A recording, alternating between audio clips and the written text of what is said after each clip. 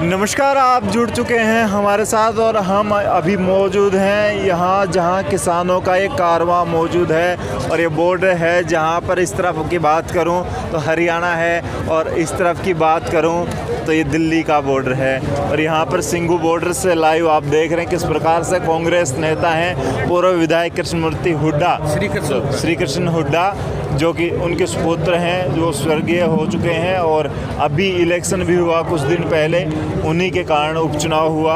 आज उनके सुपुत्र हमारे साथ मौजूद हैं और अकेले टहलते हुए मिले हैं। मैं आपको स्पष्ट तौर पे बता दूं, कोई कारवां, हालांकि इनके साथ भी लोग आए हैं लेकिन अकेले संभाल रहे हैं, देख रहे हैं कहीं कोई शांतिप्रिय तरीके से चल रहा है या माहौल क्या है। हुड्डा साहब कैसे हैं? बहुत बढ़िया जी, राम राम सबको। राम राम।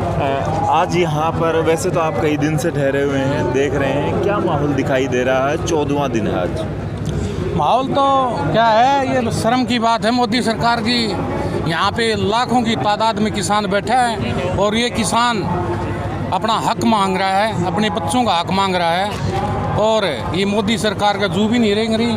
आज हालात ये हो गए हैं, हम अपने घर पे बच्चों से बात करते हैं तो बच्चे हमारे से पूछते हैं कि पापा ये मोदी लोगों ने बनाया था, लोगों की हित के लिए बनाया था, लोगों की भलाई के लिए बनाया था, ये मोदी इन लोगों की क्यों बात नहीं मान रहा? तो हमने बच्चों को जवाब भी नहीं देना नहीं आता। शर्म की बात है, डूब मरना चाहिए इस मोदी ने। और मैं तो दोबारा मोदी से रिक्वेस्ट करता हूँ, ये किसानों की जायज़ डिमांड है, इन तीनों अध्यादेश को बिल्कुल संपूर्ण रूप से रद्द कर दिया जाना चाहिए। लेकिन मोदी जी तो यही कह रहे हैं कि ये भी उन किसानों के हित में है और मैं किसानों के हित के लिए जी जान लगा रहा हूँ। अगर किसानों की हित की बात है तो यहाँ किसान नेता बैठे, यहाँ पर आए मोदी और यहाँ किसानों के साथ डिबेट करे, बहस करे और बताए किसानों को भी किसानों के हित की इसमें क्या बात है। एक भी बात का, एक भी किसान के आंसर, क्वेश्चन का आंसर मोदी यहाँ दे दे तो ये धरना अपने आप ही उठ जाएगा। 14 दिन हो चुके हैं और किसानों ने कल 13वें दिन भारत बंद भी किया। जहां तक जितना सार्थक रहा वो एक अलग बात है। भारत बंद करने तक की नौबत आ गई, उसके बाद भी सरकार नहीं मान रही। आपके हिसाब से क्या कारण? ये मोदी की हठ धर्मिता है। इसने इस तरह हिटलर की तरह तानाशाही नहीं करनी चाहिए और ये तानाशाही कब तक चलेगी? ये किसान मानने वाले नहीं हैं। क्यों नहीं मानने वाले हैं? क्योंकि किसान की लड़ाई, ये किसान के बच्चों के हक की लड़ाई है, किसान की पेट की लड़ाई है। ये मोदी ने किसान के पेट पर लात मारने का काम किया है। इस मोदी ने किसान के बेटे को बॉर्डर पर शहीद करवा रहा है, किसान को यहाँ पर शहीद कर रहा है। इसको शर्म आनी चाहिए। और ये मोदी मानने तो होगा लेकिन अपनी इसकी जो अपनी हठधर्मिता को इतना मजबूर कर देंगे इसको किसान कि इसने मजबूरी में यहाँ पर लिख के देना पड़ेगा। जो भी किसान कहेगा वही चीज़ इन्हें लिख के देनी पड़ेगी। अगर पिपली कांड बोला जाता है, पिपली आंदोलन हुआ, उसके बाद उपचुनाव हुए आपके इलाके में और कहीं ना कहीं हार गई बीजेपी, जो कि सत्ताधारी पार्टी है लेकिन फिर भी हार गई। उसके हार के कारण माने जा रहे हैं और लोग कह भी रहे हैं कि किसानों के खिलाफ जो जिस प्रकार से ये प्रयास हुए हैं, उनके ऊपर लाठियाँ चलाई गई हैं, उसके बाद उन्हें हराया गया है। आप क्या कहेंगे? उसके बाद भी सरकार नहीं मान रही। बड़ौदा की जो कांग्रेस पार्टी की जीत हुई है, ये केवल किसान एकता के कारण हुई है, किसान आंदोलन के कारण हुई है और वो दिन दूर नहीं है। भारत देश के अंदर सत्ता परिवर्तन होने जा रहा है, क्योंकि जब भी किसान और किसान का बेटा उठकर खड़ा हुआ है, उसी समय किसान और किसान के बेटे ने भारत देश की सत्ता को बदलने का काम किया है। और वो दिन दूर नहीं है, नरेंद्र मोदी को इस प्रधानमंत्री की कुर्सी से उखाड़ करके इसकी गुजरात की बंदरगाह पर घेर करके आएंगे और बंदरगाह पर भी इस जगह घेरेंगे कि इसको हवाई जहाज में कहीं और किसी और कहीं भेज देंगे। अच्छा ना मैं बात करूं, आपने जिस विधायक को बड़ी जद्दोजहद के बाद चुना है बड़ौदा में, क्योंकि आपके फादर साहब उससे पहले वहाँ विधायक रहे हैं कई बार, अब वही विधायक यहाँ किसानों के बीच में आए हैं। उन्होंने एक बात कही है कि अगर ज़रूरत पड़ी तो मैं भी इस्तीफा दे दूंगा। इस बात पर आप क्या कहना चाहेंगे? नहीं, अच्छी बात है। किसानों के हित में अगर कोई विधायक इस्तीफा देता है तो इससे किसानों के हाथ मजबूत होंगे और किसान और भी ज़्यादा मजबूत होगा, किसान का आंदोलन।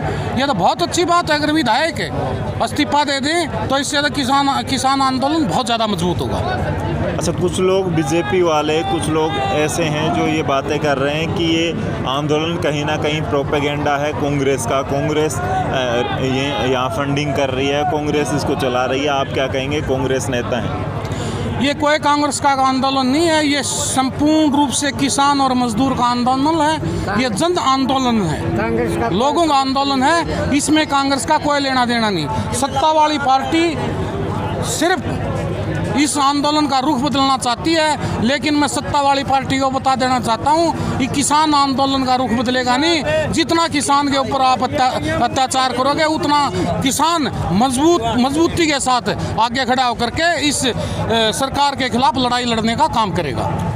बहुत ज़्यादा संख्या में किसान मौजूद हैं, बुजुर्ग हैं, युवा हैं, महिलाएं हैं, और 14 दिन हो चुके हैं। आज भी अगर बात करें, कोई छोटी बहुत बहस हुई होगी, वो भी कहीं मीडिया में नहीं आई, किसी को पता भी नहीं लगा। ऐसा कुछ हुआ हो तो भी इतनी शांति है, ये कैसे हो पाए? देखो, मैं आपको एक बात बताऊं, ये भारत देश का किसान बैठा है। ये भारत देश का किसान भारत देश का पेट भरने का काम करता है, और भारत देश का पेट भरने का काम करने वाला किसान मेहनती और कमेरे वर्ग से आता है। ये कभी भी हिंसा में कभी भी वो नहीं रखता विश्वास।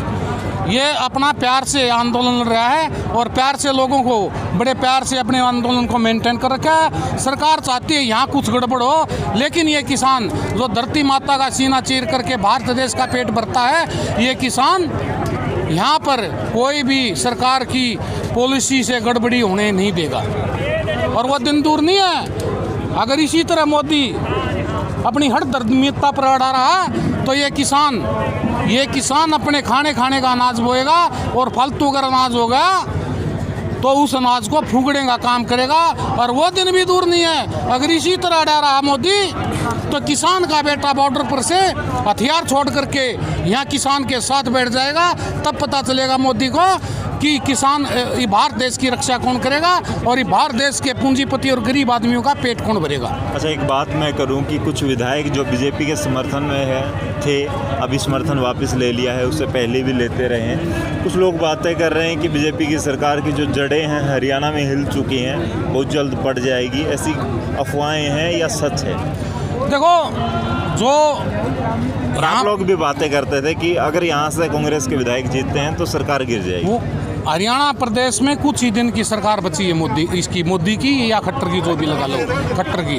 हरियाणा प्रदेश में बहुत जल्दी सत्ता परिवर्तन होने वाला है, और मुझे तो शर्म आती है दुष्यंत के ऊपर। दुष्यंत ने किसान की भलाई के लिए वोट मांग के यहाँ बना था, और आज जहाँ किसान की लड़ाई है वहाँ दुष्यंत भाग करके सरकार की गोदी में बैठा है। इस दुष्यंत को शर्म आनी चाहिए, और इस दुष्यंत ने तुरंत इस्तीफा दे करके यहाँ किसानों के बीच में आकर के बैठना चाहिए, ताकि किसान का आंदोलन और मजबूत हो। ये दुष्यंत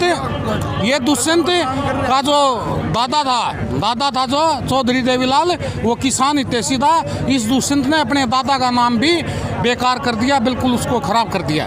लेकिन उनके फादर का एक जवाब आया था, अजय सिंह चौटाला, जो कि इस पार्टी के सुप्रीमो हैं जेजेपी के, वो कह रहे हैं कि सरकार को माननी चाहिए कहीं ना कहीं, अगर किसानों की बात है और किसान यहाँ तक मतलब प्रदर्शन कर रहे हैं, तो किसानों की जो जायज़ मांगे हैं माननी चाहिए। उनके बीच में भी कहीं ना कहीं आपस में सामंजस्य नहीं बैठ पा रहा है। ऐसा है, ये तो झूठी बातें हैं। अगर वो असली किसान हितैषी है तो अपने बेटे से कहे कि उप मुख्यमंत्री की कुर्सी से इस्तीफा दे और यहाँ किसानों के बीच में आकर के बैठे।